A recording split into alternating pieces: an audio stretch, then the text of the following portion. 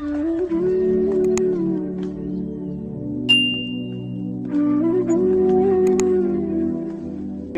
200 साल में इस खित्ते में सबसे बड़ा शायर जॉन एलिया पैदा हुआ। हमारे यहाँ तो कदगन है ना, हम मफलूज कर देते हैं।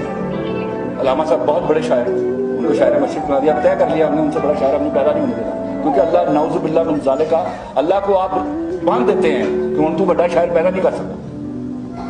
मैं आपको बताता हूँ सिनफी एतबार से जो मुझे अल्लाह ने इल्म अता किया है, अल्लामा साहब बहुत बड़े शायर और जॉन एलिया बहुत बड़ा शायर। वो कहते हैं, उनका एक शेर जिसमें इश्क है, क्या कहा, इश्क कर दे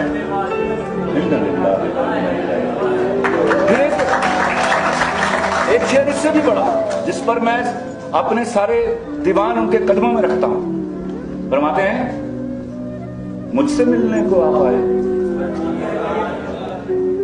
मुझसे मिलने को आप आए, बैठिए बुला के लाता।